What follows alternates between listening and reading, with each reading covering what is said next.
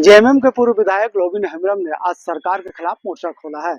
उन्होंने press conference कर सरकार को आग दिखाने का काम किया। कह सकते हैं कि मानसून सत्र से पहले लोबिन हेम्ब्रम का सदस्यता समाप्त कर दी गई थी।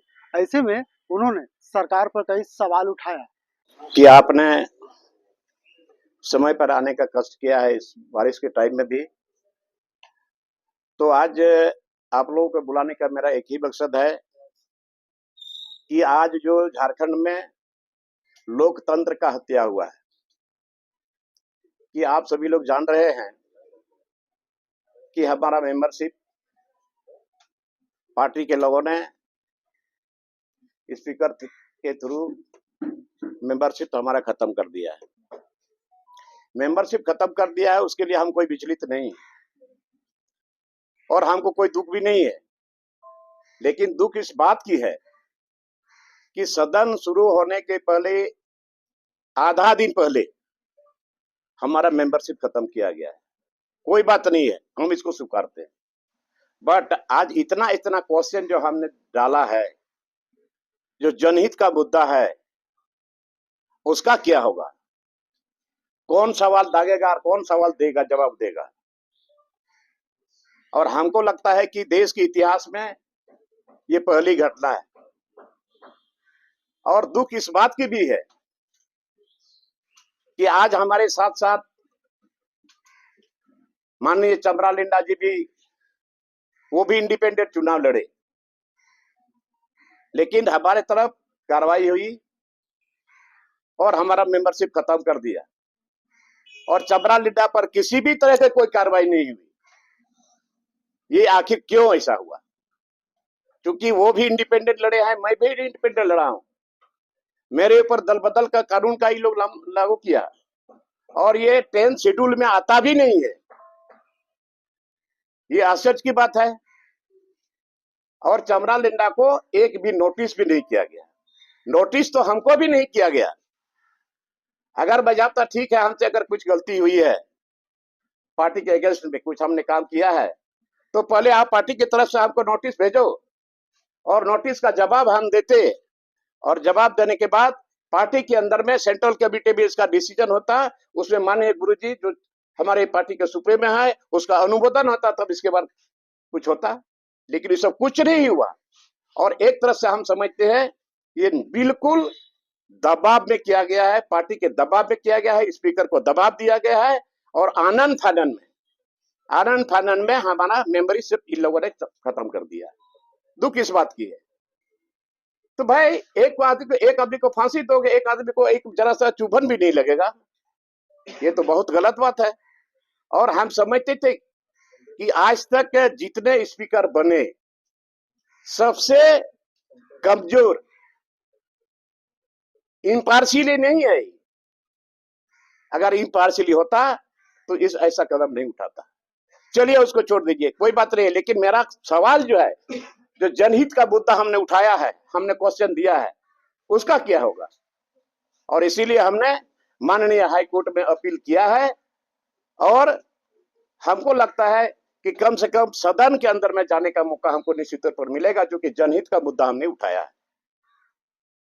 आज ऐसा ऐसा मुद्दा है जो आज यहाँ के लोगों के लिए जो अधिकार है वो भी उसको प्राप्त नहीं हो रहा है। और आज यहाँ पर सीएनटी एक्ट, एसपीटी एक्ट, आस्था नीति, नियोजन नीति, पैसा एक्ट, गैर सरकार संकल्प में हमने डाला है। पहले बार माननीय मंत्री उड़ान साहब, उन्होंने जवाब दिया था कि आपका सवाल बहुत ही जर्मिन है और हम भी आदिवासी मंत्री है, हमको भी लगता है सही में आपका जवाब बिल्कुल सही है और इसीलिए ये इसको हम 30-40 दिन के अंदर में इसको हम लागू करेंगे। प्रोसीडिंग में है अभी भी। मैं चैलेंज के साथ कहता हूं कि आज पी पैसा एक्ट लागू नहीं हुआ, जिसके चलते आज यहाँ का लोगों का जमीन और लोगों का जो अपना गांव का जो अधिकार है, पंचायती गांव का जो अपना पारंपरिक व्यवस्था है, वो खत्म हो गया है। तो दुख इस बात की है। और उसके साथ साथ ये आज कहीं कहीं हल्का फुल्का बारिश हो रही, बहुत कम जगह रोपा हुआ है और आज यहां से किसान लोग, गरीब लोग पलायन कर रहे हैं। और ये सरकार आराम से कान में तेल डालकर के सोई हुई है। आज इतने लोग पलायन कर रहे हैं, कौन है इसका जिम्मेवार? और एक तरफ से सरकार करती है कि एक मैंने 100 दिन का काम है उसको देंगे। गांव का गांव खाली हो रहा है, कहीं खेती नहीं हुआ, अगर कहीं हुआ भी है, खेत में धान रोपाई भी हुआ है, वो सूखा पड़ा हुआ है, लेकिन सरकार अभी तक सोई हुई है। आश्चर्य है, किसके लिए सरकार बनी है? आज यहाँ के लोग, आज काम नहीं मिल रहा, लोग पलायन कर रहे हैं, कौन रोकेगा उसको? और इधर से आप तरफ कहते हैं कि हम काम दे रहे हैं, रोजगार दे रहे हैं। शर्म आनी चाहिए सरकार को। और उससे और अभी अभी अभी आपको सुबह में खबर मिली, पाकुड़ कॉलेज, पाकुड़ जिला में पाकुड़ आदिवासी कल्याण छात्रावास में क्या गलती थी, कौन सा गुनाह किया था? 12:30 बजे रात को पुलिस जा करके अंधाधुंध गाय बैल की तरह लोगों को पीटा गया है, जिसमें उन लोगों का नाम भी हमको बिना है। एक है सोलेधन हांसदा, पीमानुस मरंडी, नीरज मुर्मू, बिराम टुड्डू, जीतराम मुर्मू, सरकार मुर्मू, सोहन मुर्मू, प्रदीप मरंडी, बाबूलाल मुर्मू और सोनोत किस्कू। ये सारे लोग अभी हॉस्पिटल में एडमिट हैं। मैं मानता हूं जांच का विषय है, अगर किसी ने कुछ गलती किया भी है तो पुलिस प्रशासन एक साथ 150 की संख्या में पुलिस जाकर के वहां छात्रावास में ढूक करके सोए सोए में छात्रों को पिटाया है और गाय बैल की तरह पिटा है। मैं मांग करता हूं सरकार से, और डीजीपी साहब मांग करते हैं कि इसका जांच हो और उस पर कड़ी कार्रवाई हो, और नहीं तो स्टूडेंट का आंदोलन इतना संभालने योग्य नहीं रहेगा। सारे स्टूडेंट पहुंच रहे हैं वहां, तो आज पुलिस क्यों इस तरह से बर्बरतापूर्ण लोगों को पिटाई किया है? अरे शर्म आनी चाहिए कि आपके टोपी में वहां अशोक स्तंभ है और आप लाठी से मार मार के स्टूडेंट के आदिवासी को, और यहाँ मुख्यमंत्री आदिवासी, मंत्री आदिवासी, सरकार आदिवासी का, और आदिवासी छात्राओं को, गरीब छात्र जो छात्रावास में रहते हैं, उन लोगों का भरपूर पिटाई किया है। लेकिन अभी तक सरकार की तरफ से उन लोगों को देखने के लिए कोई नहीं गया, कोई नहीं गया अभी तक हॉस्पिटल में। मैं जा रहा हूं और वहां जाऊंगा, और मैं आप लोगों के माध्यम से मैं मांग करता हूं सरकार से, और डीजीपी से हम आग्रह करते हैं कि इमीडिएट इस पर कार्रवाई हो, और तो इस संस्थान पर जलना शुरू हो जाएगा। घोर अन्याय हुआ है, और एक तरफ किसान, यहां से गरीब मजदूर लोग भाग रहे हैं। कौन है इसका जिम्मेदार? बताओ सरकार कि आज तक आता है, कोई काम का कोई गारंटी नहीं है इसके पास।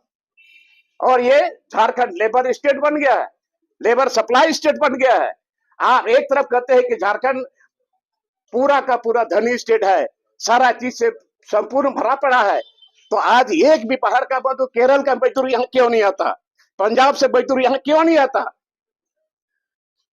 तो ये क्या हो रहा है सरकार में? और सरकार को आज मैं चैलेंज करता हूं कि आने वाले समय के लिए आप सतर्क हो जाएं।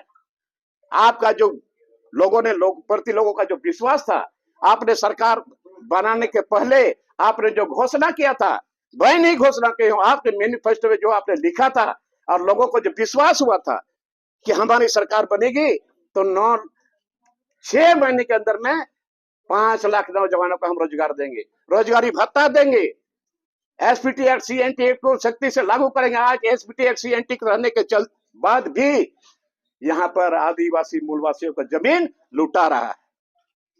लोगों को धोखा दिए हो, शराब पड़ेगा, शराब लगेगा, कोई नहीं रोक सकता है। गरीबों का आह लगता है। इसका मतलब है आप लोगों के आंख में धूल चुक करके वोट लेने का काम किए हैं। और उस समय बोलते थे कि तीर धनुष, तीर धनुष, कहां गया तीर धनुष? अभी आदमी का जमीन लुटा रहा है, गरीब लोगों का जमीन लुटा रहा है, एसपीटी एक्ट का जमीन लुटा रहा है, सीएनटी एक्ट का जमीन लुटा रहा है। कहां चला गया आपका तीर धनुष? तीर धनुष बोल करके वोट लेते हो और अभी आदिवासी को भूल जाता रहे हो। खामियाजा भुगतना पड़ेगा।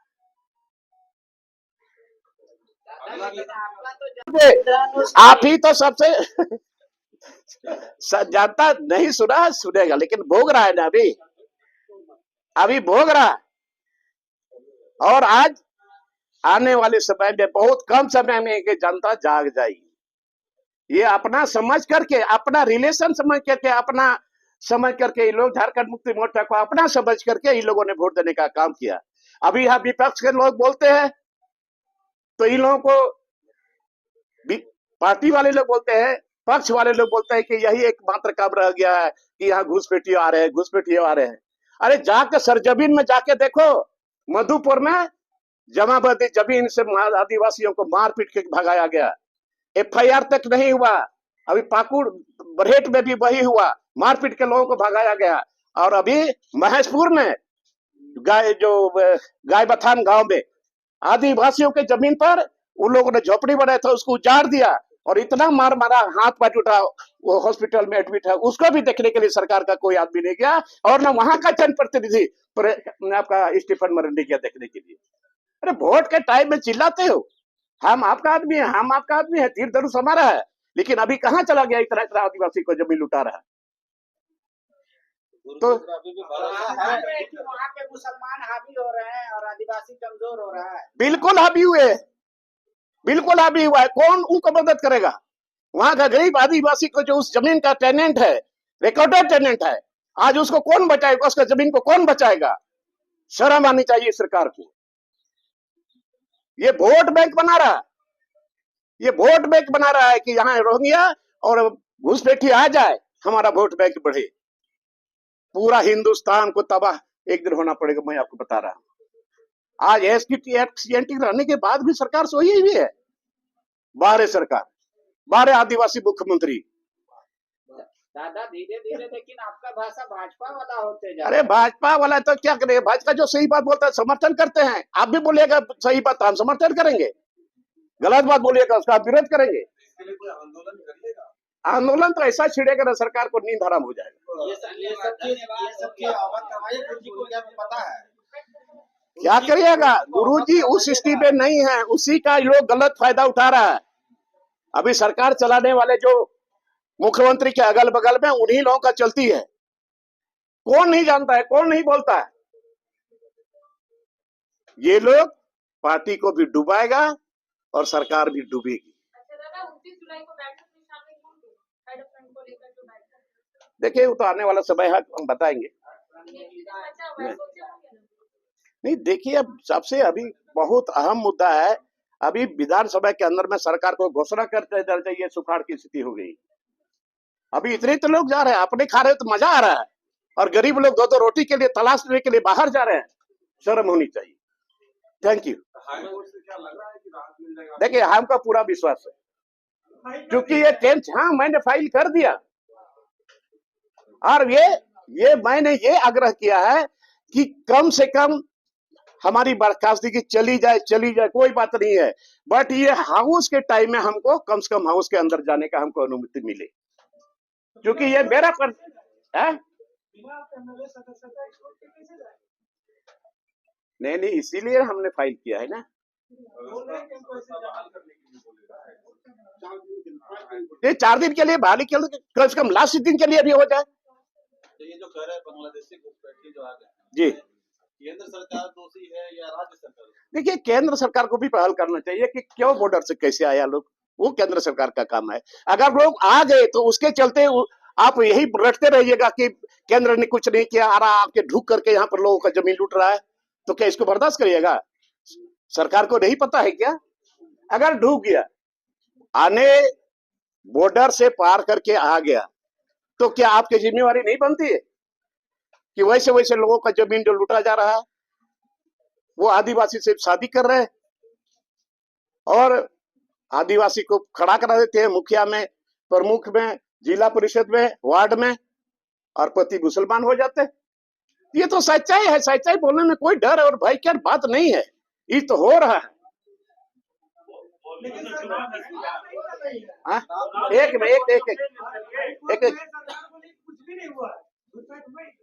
तो वही तो है, जान करके भी, सुनने के बाद, जानने के बाद भी अगर आपको सही पता नहीं हो तो कौन सी का सरकार चला रहे हो? जब पता ही नहीं है, बोलता है कि घुसपैठी नहीं आए हैं, जाके पता तो करो। और माननीय कोर्ट ने आदेश ऑलरेडी दे चुका है, अभी तक कुछ पहल नहीं हो रहा। सवाल ये है कि अब आप किस पार्टी से चुनाव लड़ेंगे तो आपको हम बता के लड़ेंगे क्या? आपको बता के लड़ेंगे? चुनाव लड़ेंगे। चुनाव तो लड़ना ही लड़ना है। अब लड़ेंगे निर्दलीय की लड़ेंगे से किस पार्टी से लड़ेंगे वो हम क्यों बताएंगे आपको? बहुत चालू आप हो गए ना, हाँ सारा जी पहले बता देगा आपको। सवाल ये है कि क्या संथाल परगना में जो भाजपा कह रही है कि आदिवासी अल्पसंख्यक, सही बात है, बिल्कुल सही बात है। कहाँ 36% था, अभी 26% हो गया। कहाँ चले गए आदिवासी लोग? एक तो डैम से लोग उजड़ गए, एक तो कारखाना से लोग उजड़ गए। अभी ECL, CCL, BCCL में जाके पता कर लीजिए। सरकार का काम है, मैं कहता हूँ सरकार का काम है वैसे वैसे आदिवासी को खोजे जिसके जमीन के अंदर में कोयला था, बहुत तरह का माइंस था। आज वो लोग विस्थापित होकर कहाँ चले गए, ट्रेसलेस हो गए हैं। कौन है जवाब दे इसका? कौन है जिम्मेवारी इसका? लेकिन सरकार विस्थापन आयोग बनाने का कुछ नहीं, ना विस्थापन आयोग बना और न कुछ बना। आज तक क्यों विस्थापन आयोग नहीं बना? एयरपोर्ट बनने जा रहा है अपने क्षेत्र में, स्वागत है। पूरे झारखंड में बना दो ना भाई एयरपोर्ट, पूरे झारखंड में बना। आदिवासी के जमीन पर यहाँ पहले बोला था कि स्मार्ट विलेज, यही मुख्यमंत्री माननीय हेमंत सोरेन बोला है कि मैं स्मार्ट विलेज बनाऊंगा गांव के लोगों के लिए। लेकिन वहां क्या बन रहा है? अभी एक भी गांव में स्मार्ट विलेज नहीं बना। स्मार्ट सिटी तो बनिए रहा, आदमी रो रहा है कि बचाओ, हमको भी बचाओ और जमीन भी बचाओ। देखते देखते रोते रोते सारा चीज यहाँ स्मार्ट सिटी बनना शुरू हो गया। दादा आपको आवाज तो बनेगा ना, अब तो 3-3 कमरा का आवाज भी मिल रहा है। दादा आपको आवाज बनेगा। हो गया, थैंक यू।